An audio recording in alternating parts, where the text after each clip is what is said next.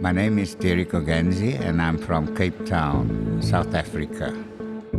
I'm Yassin Aslam. I'm the general secretary for and the founder for United Private Hire Drivers. My name is Jude Matthew. I am from India, southern part of India. I live in Tamil Nadu, the headquarters of Tamil Nadu state. Yeah, my name is James Farrer. I'm the director of Worker Info Exchange. My name is Teresa Munchik, and I'm from The Movement. My name is Rebecca Stack Martinez. I'm a Chicago native who came out here to the Bay Area to do a master's program. And while I was doing my master's program, I was driving rideshare for Lyft and Uber. Hello, my name is Bama Athreya, and welcome to my new podcast, The Gig. The Gig is about the women and men whose jobs are being affected by technology. But we're not talking about people whose jobs are being taken by robots. We're talking about workers whose bosses are becoming apps, workers who find their next gigs through a platform or an app. As this is the first episode of this series, I should tell you a little about myself and why I wanted to find out more about workers in the gig economy. To start with, I've been a labor rights activist for a really long time, and I've been concerned about the ways in which multinational corporations, global companies that operate in several countries, are causing a race to the bottom. I was part of the early wave of anti-sweatshop activists as a student in the 1990s. I lived in Indonesia then, and I became close with lots of young women workers who were making sports shoes for Nike and Adidas and other global brands. The companies were selling the shoes for over $100 a pair. But the workers couldn't even get the factories to pay them the legal minimum wage, which was just $1 a day at that time. Since then, I've learned a lot about a lot of other supply chains, too. I've worked on campaigns to end child labor in the chocolate industry, to stop sexual harassment against women workers who produce cut flowers, and to end modern-day slavery on boats that catch seafood for our supermarkets. I've worked with grassroots activists all over the world, in places like Cambodia, Liberia, and El Salvador. And lately, I noticed that in every economy, everywhere in the world, something really new is happening. There's an app for everything. So I got interested in finding out more about how this new digital economy was affecting workers. Was it good for them? Was it bad? And I started interviewing people who were getting their jobs through apps. This season will focus on drivers for ride-hailing apps. Just about all of us are familiar with Uber. Uber and other ride-hailing apps have changed the way we think about transportation, not just in the US, but around the world, and they've done it in just a few years. Most of you probably remember the first time you used a ride-hailing app. Wasn't it cool to look at your phone and see, within seconds, the name of your driver, the model of the car you were going to be riding in, and watch that little dot progress on the map? No wonder so many customers were hooked so early on ride-hailing apps. I wondered why people chose to drive for Uber. When I started this project, I expected to travel around the world and interview drivers in different countries and talk to them about their experiences working in the gig economy, and I got to do that. I expected to learn about some of their common experiences, but I could never have predicted what would have happened over the course of this past year of interviews. I'll be taking you on this roller coaster ride with me and with the drivers I met. First, how they were excited about the prospects of working with the platforms, how they got hooked, how they felt increasingly squeezed, and what they started to do to try to organize and to get better conditions for themselves. And then, how everything we thought would happen was completely derailed by the tragedy of the coronavirus pandemic, and many of them found themselves on the front lines of this crisis. This episode will just introduce you to some of the drivers that I met and start to hear their stories. Let's start by meeting Yassin Aslam, one of the very first drivers for Uber in the United Kingdom. So I was an ex-Uber driver. So I actually came into this industry in 2006 when I was made redundant in my IT job. So I started working part-time as a local minicab driver. So here they call it minicabs. So it's just a part-time job for me while I was looking for my IT job again. It was good because I was working. You had to work hard because I didn't drink. So if you're happy to sacrifice your Friday and Saturday night, because that's where all the work was, the pub work. So if you work a Friday night and a Saturday, you put in long hours. So let's say you come in at, let's say, 2 o'clock in the afternoon on a Friday, and you go back home at 6 o'clock in the morning on Saturday morning. Then you wake up again on Saturday, let's say at 2 o'clock, and you get back into work. And you finish at like 6, 7, 8 o'clock in the morning, you can make £500. And this is going back like in 2006. So that was a good income for me. I just had my first child. I wanted to spend time with my wife, my family.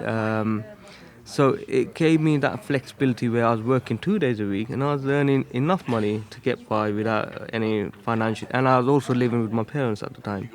So, like that was all right for me. I asked Yassine to tell me what it was like when he first found out about Uber and how he got hooked on the app. Here's a little bit more from our interview. Gig economy, I didn't know what that word meant. So in 2012, Uber come into London. And I had a mate that was, and when they first come, they only went for the niche market, which was the executive cars, so the high end.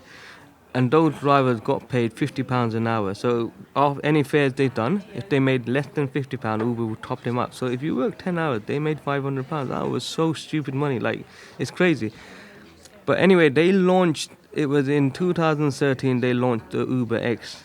And my mate told me about it, and I had already registered with Uber. They didn't have any drivers, just a handful of drivers. So I was one of the early drivers to join Uber, and I was one of the first drivers to work with them on their launch day. Wow. Yeah.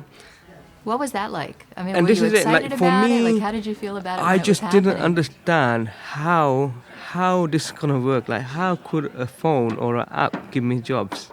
It's not gonna work and stuff like that.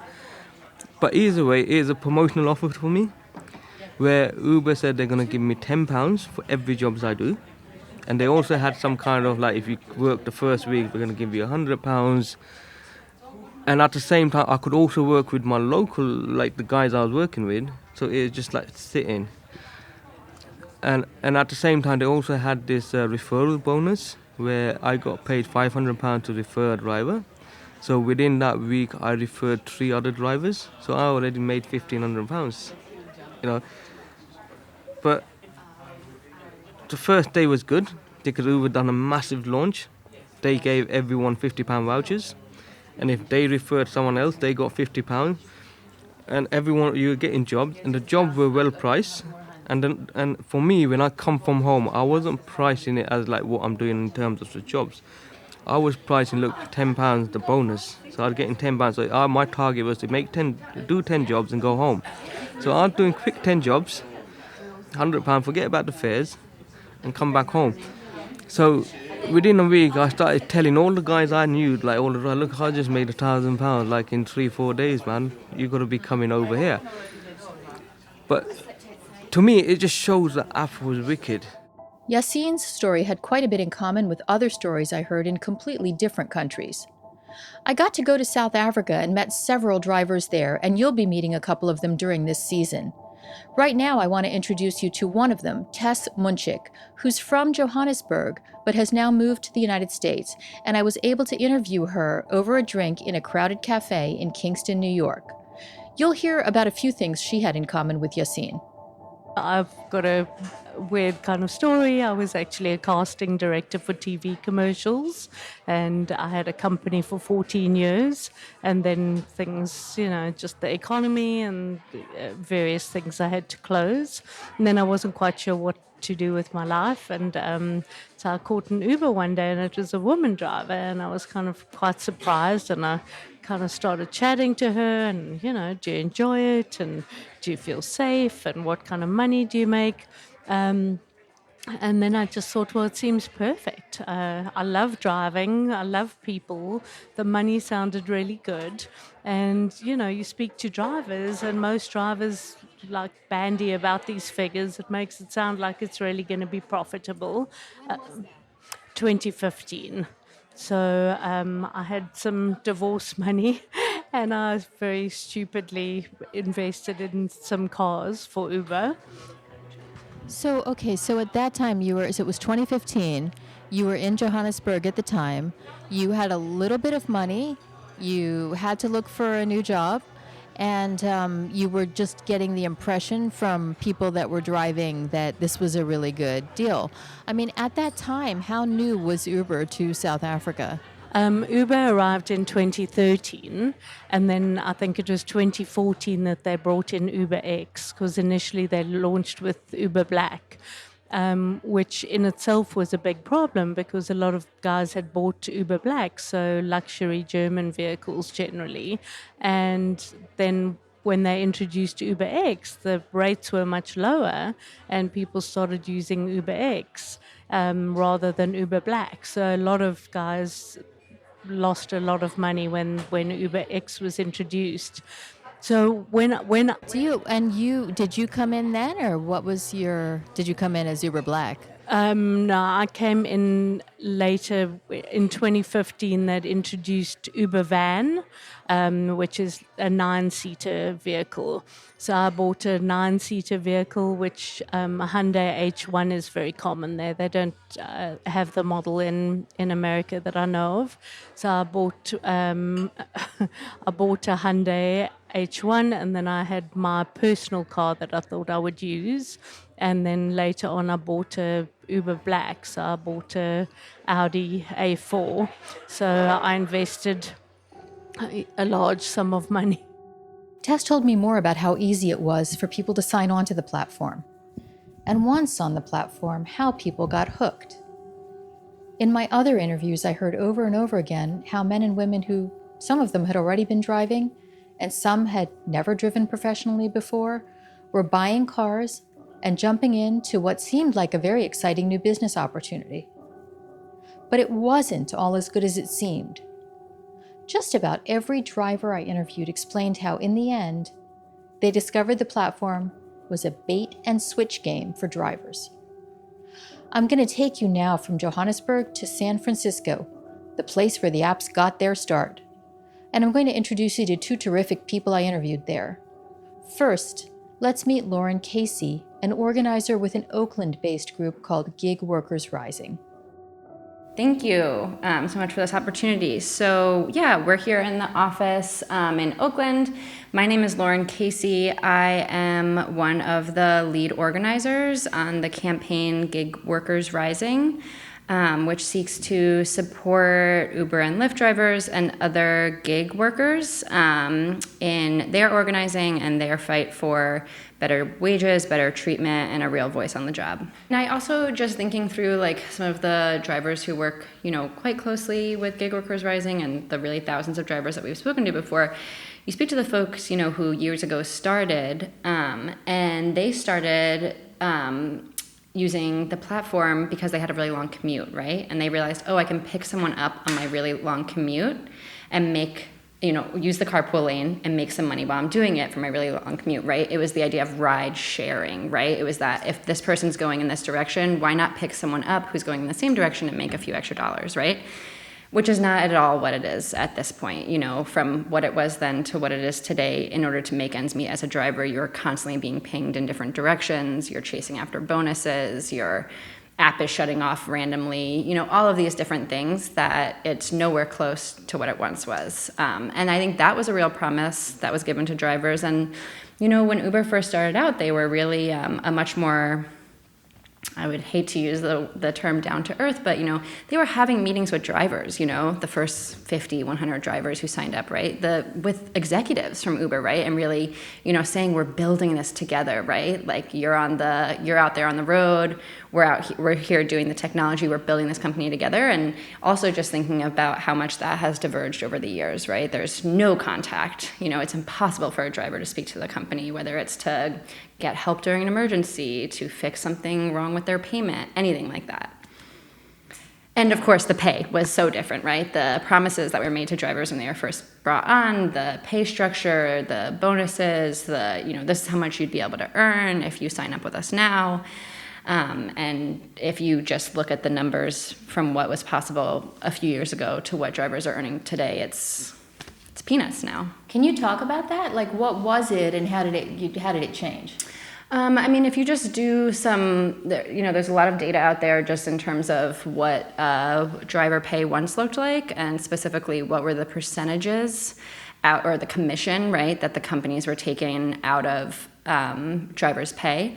And at one point when they first started, it was like 10, 20% they were taking, I mean, these days it's 50, 60, 70 looking at certain rides, the percentage that they're taking out. And so over time, they just, every few months roll out these pay cuts, and they send a really chipper email to their drivers, right? Or it's an in-app message that comes up that says, we take drivers' feedback seriously, and in order to stabilize your earnings and guarantee, more predictable wages, we're changing this and this about the pay. And what they're really saying is, we just cut your pay by 30%. One of the most recent pay cuts that happened in the Bay Area was 2 weeks before the December holidays. I mean, it was awful. It was awful to see and hear from every driver you spoke to that they had to completely rearrange their plans, whether they're going to be able to see family, whether they're going to be able to buy their children gifts. Like, it's just so clear, the decisions that are made at the companies and how it affects the folks on the ground, and how they have no say in any of those decisions. What Laura described sounded a lot like what the drivers I met in South Africa had said. At first, they made lots of money. Then over time, more and more drivers got onto the platforms, but the rates went down and down. And there seemed to be some other strange things going on as well. Lauren introduced me to a driver named Rebecca Stack Martinez.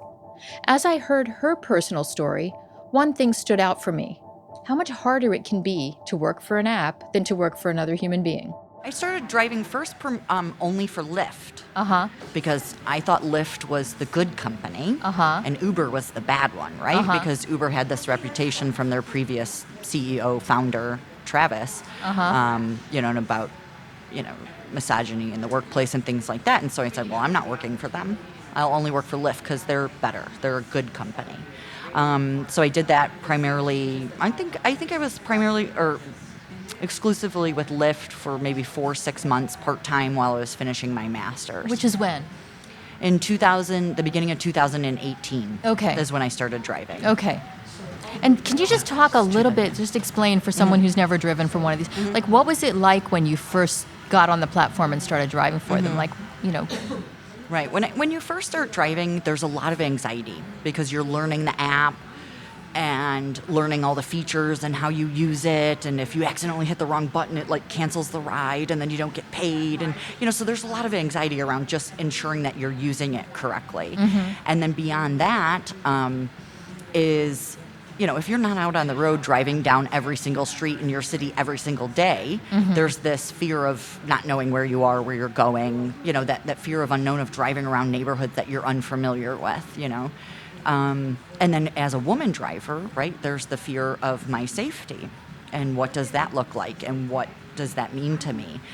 So there is this sense of hyper awareness of who's getting into your car and things like that. So as a driver, you have a lot of things going on at one moment, right? You're paying attention to this app, accepting rides, picking people up, making sure where you pull over is legal and safe, and, checking out the people that are getting in your car. And then once they get in, regardless of what mood they're in, you have to be friendly because your ratings depend on it. And if you get a low rating, you face deactivation, which in tech terms is basically synonymous with an immediate firing. And did you know all this before you signed up for the platform? It was, and you're all by yourself. And is that what you expected it to be like, or what were your expectations when you got on the platform? I really, prior to driving, I've been a passenger, and so I knew what it was like to get into a stranger's car, right? But this was a little bit different. I guess my expectations were I was going to pick people up and they were going to be super happy and grateful that I was available to pick them up and give them a ride, and that there'd be a lot of pleasantries. And I assumed as well, being in the service industry prior, that, you're going to run into people who may not be having a good day or something like that. But that, I usually can handle that pretty well. So yeah, I had low expectations. I really, I wasn't expecting to be rich. I wasn't expecting to become some tech engineer. Yeah, and it just, and for me it was only supposed to be part-time and temporary. And so whatever it was, I was just going to struggle through it because that's what I had to do to earn an income. Yeah. And did you have any expectations of what the company was going to do for you? Well, I expected, a basic support system for their drivers. Like, for example, like a call center or somebody that I could call and discuss any maybe issues or questions or problems that I was having. When I was driving with Lyft initially, I had to make a few phone calls to them, and they were very responsive and seemed very helpful at that time.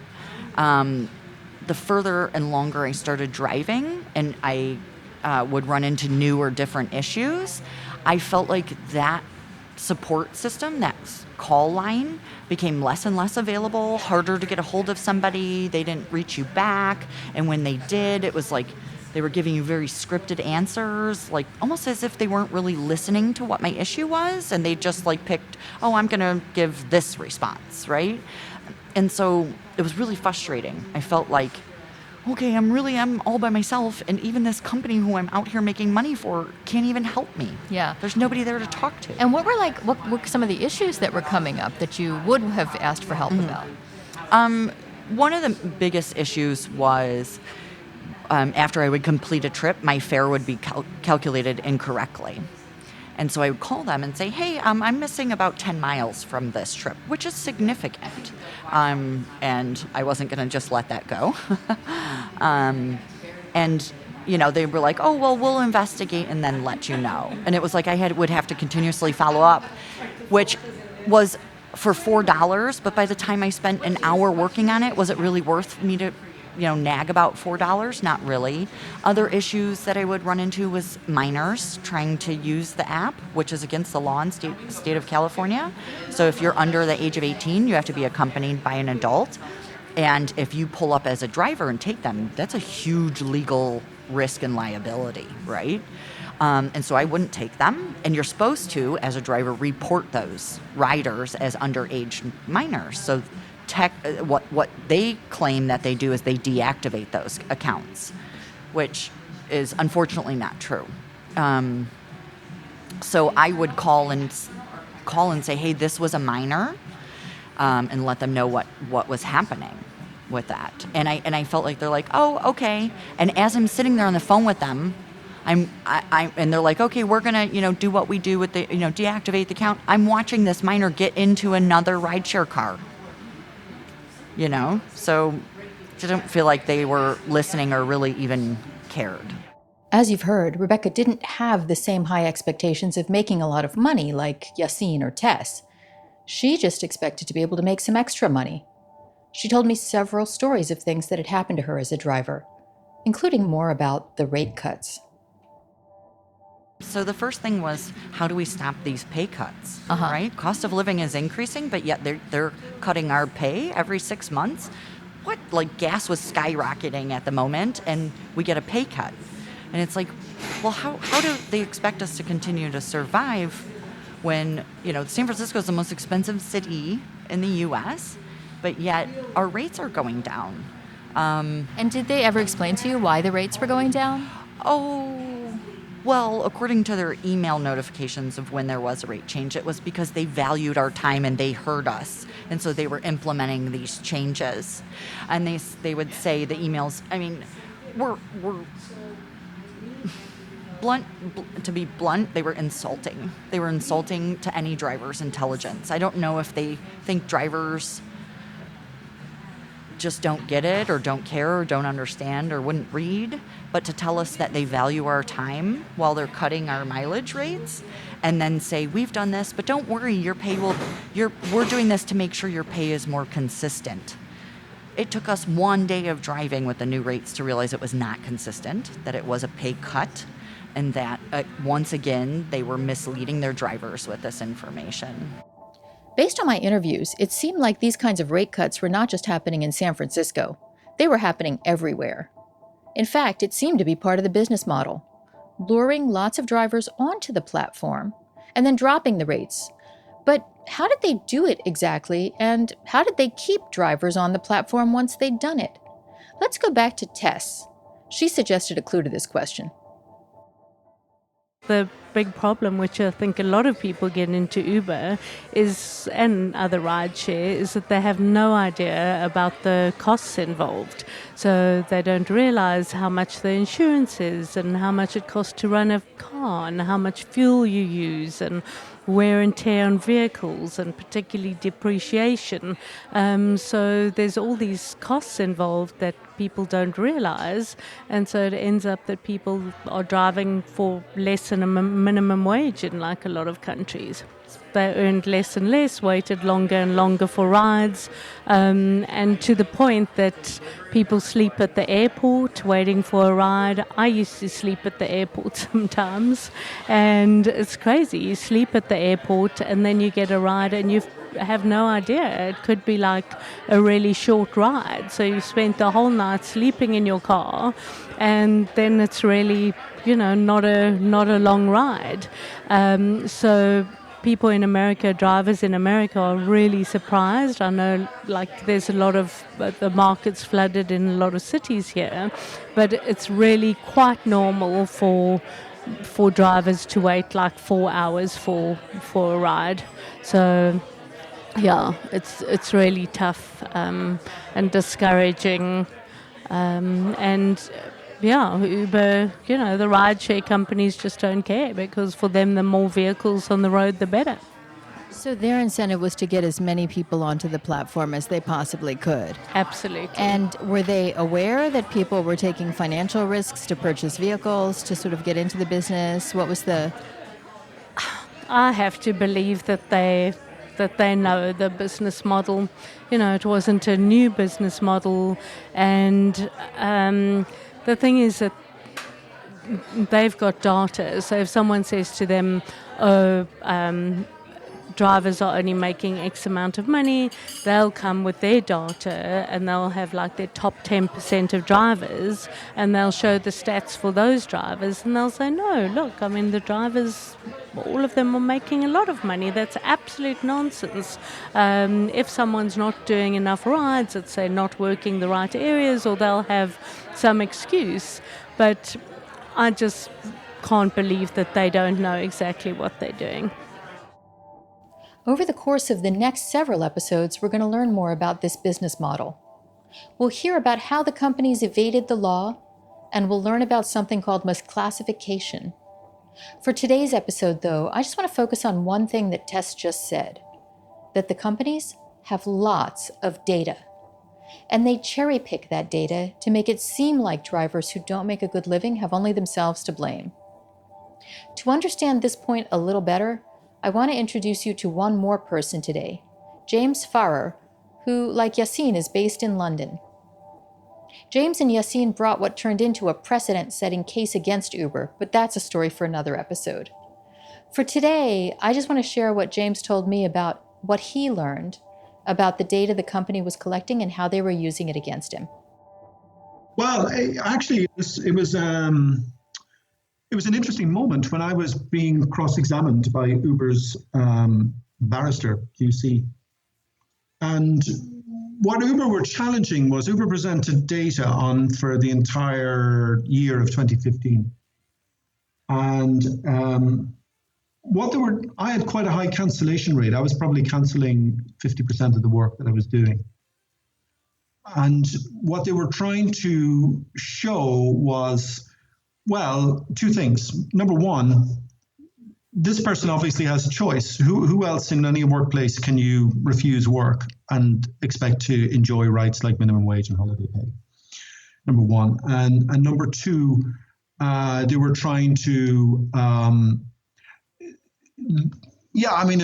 guess they were trying to challenge my right to minimum wage by sort of saying, well, what was he doing when he wasn't doing the work? If he's declining the work, what was he doing? Maybe he's working for somebody else. Maybe he's at home in bed asleep or watching television or whatever. He's doing these other things. We can't be on the hook for that time, that as working time, if you like, as billable or as payable working time. And so I kind of was challenged about that on the stand, and Uber confronted me with all this data around the hours I worked. And they picked 1 week where I worked 91 hours a week, and I claimed I earned £5 an hour compared to a $7.50 minimum wage. And said, well, it's all your own fault, isn't it? You didn't accept the work. And why should we pay you minimum wage? I'm going to summarize a bit of our interview here as I was starting to connect the dots. Uber was luring lots of drivers onto the platform in cities around the world. And at first the rates were good, and then they implemented rate cuts. When drivers complained about not making minimum wage, they would say it was because the drivers hadn't accepted enough jobs. In James's case, they claimed their data showed that he was just sitting around idle and canceling jobs. But James was able to show that even though he turned down half the jobs, he was still accepting more jobs and working harder than the average driver. So when he got hold of his data, he was able to prove that even working full-time hours, he couldn't make minimum wage. And so what Uber had done with the data is they had switched the narrative away from focusing on the work that I did do and placing the focus on the work I didn't do, and sort of began the sort of misinformation that, well, what was he doing on all that downtime? Well, I didn't have any downtime. I was busy. I was more busy than you would have at 91 hours than you expected at 40 to 60 hours. And so I began to realize there's an information war here, and Uber had its hands on the data, and it was going to use that data in every avenue against us. An information war is how James described it. And it brought up an issue that neither drivers nor customers may consider when they sign up for the app. Uber isn't just providing a service. It's harvesting all our data. I'm going to introduce you now to an expert who has called this the datafication of employment. Her name is Michelle Miller, and she co-founded an organization called coworker.org. You did a recent paper that that I've got on my desk here that is called the datafication of employment. And can you just explain what that title means? We called it the datafication of employment mostly because what was clear was that the most highly valued commodity inside of these systems was the data that was being extracted from people and then being paired with other people's data to start to aggregate a system of kind of all-knowing, a digital panopticon for people inside their workplaces. Just give us an example of what other information a ride-hailing app is actually collecting about its drivers and its customers.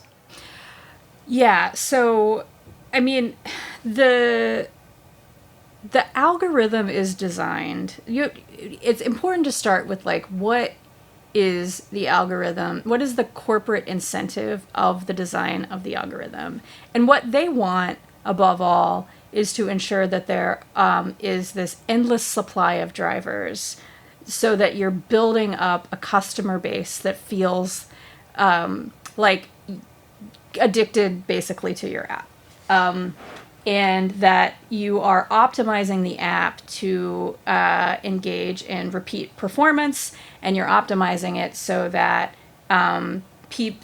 it has enough information on the people that are using it that they feel like it's the only place they can come back to, because it's created this trove of data. And so the kind of data that Uber or Lyft or these platforms are collecting on an average ride about a driver is, where is the driver and where are they willing to go in order to pick up a passenger, and what is the lowest amount that we could possibly pay this driver in order for them to go the farthest in order to pick up this passenger.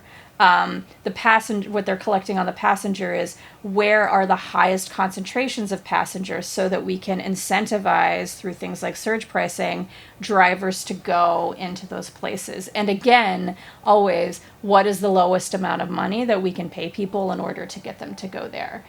At this point, the fare drops that Rebecca and Tess had described to me, and James's story about how Uber used his data in court to argue that he wasn't making minimum wage because he wasn't accepting enough rides, began to click into place. Uber's real business model had something to do with using data to push drivers to accept rides for lower and lower fares. Michelle called this algorithmic management. I asked her to explain that. What algorithmic management does is it takes the if, as in if you make this delivery, then you'll get another delivery, and it bakes it into code.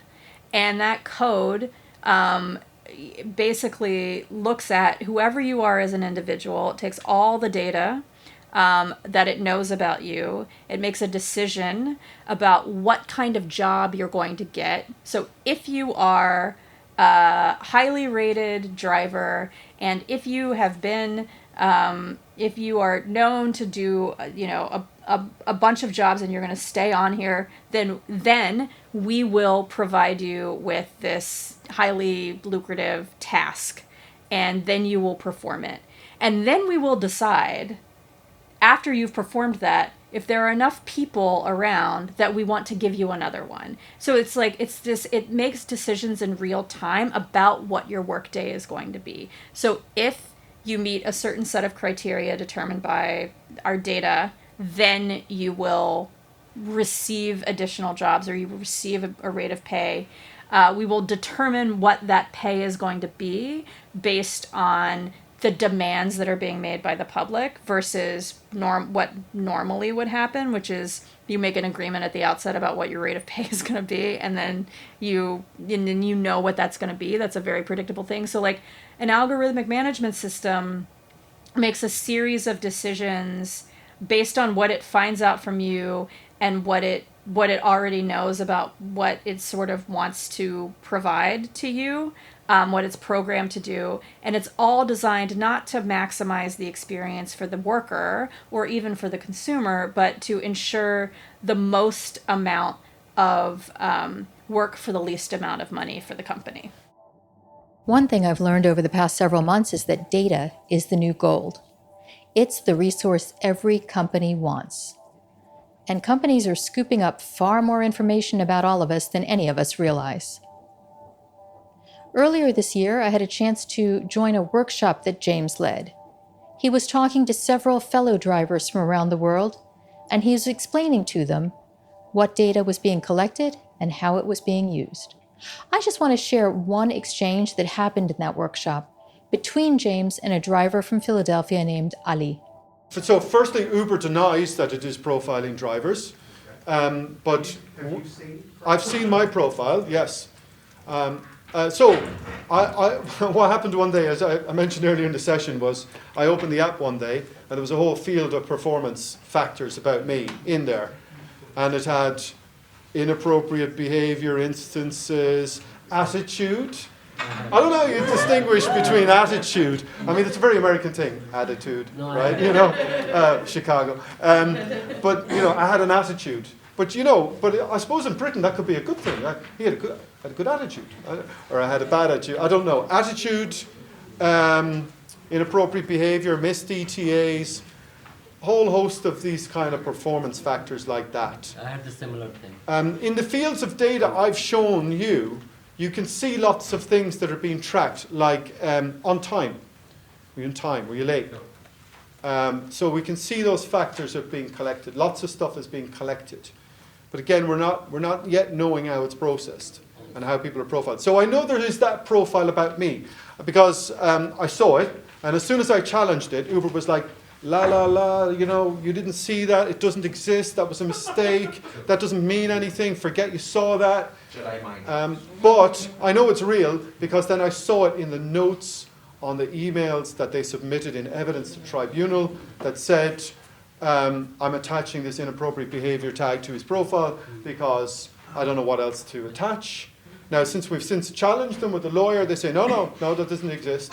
So we'll probably have to go to tribunal and say, no, we know this exists, and we've got to have it, and we've got to have it now. And this will put Uber under a lot of pressure because when you go to tribunal for something like this, it's not a bargaining session. It is, have you been compliant, or are you not compliant? And that's what the court will decide. Ali. Can I just add something?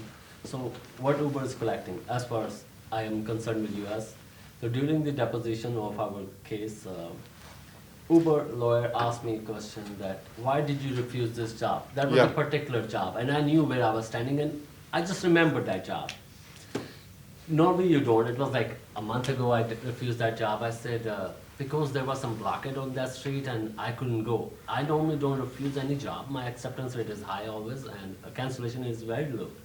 He said, no, you did refuse that job because you were playing Candy Crush at that time. So they actually proved me, they showed me the documentation, everything, that I was playing Candy Crush.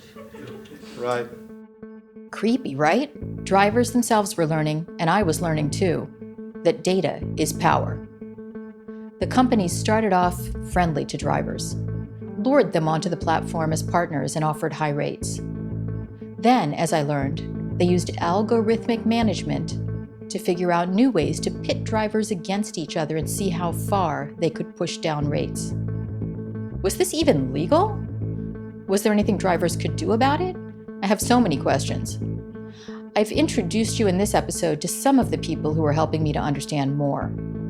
Tess from Johannesburg, James and Yassine from London, Rebecca and Lauren from San Francisco. We'll be hearing more from them about problems like deactivation, misclassification, and control over information. And importantly, we'll be hearing more about the ways they started fighting for a better system in the next few episodes. My name is Bama Athreya, and thanks for tuning into The Gig.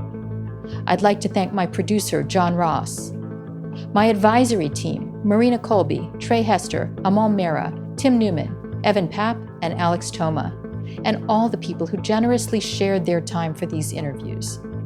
Finally, thank you to Open Society Foundations for their generous support for this project.